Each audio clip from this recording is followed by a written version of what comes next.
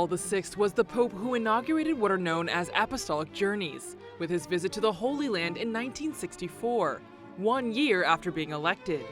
While he was there, the Pope decided that the shoes he wore to tour the Holy Land would be the same shoes he would end his pontificate with when he died in 1978.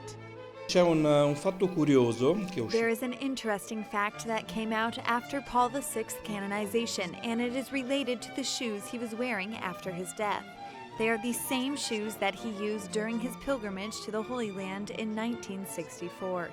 And when he returned to Rome, he would give these shoes to one of his secretaries, expressly asking to be buried in them, because he had walked the streets of Jerusalem with them, and he wanted to retrace Jerusalem in heaven with these shoes. In an exhibition for the 60th anniversary of his election, there are some pieces from the pontificate of Paul VI.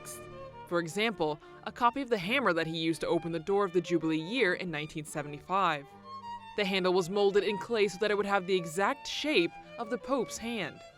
In addition, there are some handwritten documents and other objects from the Second Vatican Council, which Pope Paul VI led after the death of Pope John XXIII. A chasuble that he wore on September 14, 1964, is preserved from this event. We have a cassock from the Secretariat of State, a chasuble from the Archbishop of Milan, and another chasuble used during the Second Vatican Council. In particular, there is a stole that was used by 9 popes, and of course by the future Saint Paul VI. This stole is special because 5 future saints wore it. This stole was worn by popes from Leo XIII to John Paul II.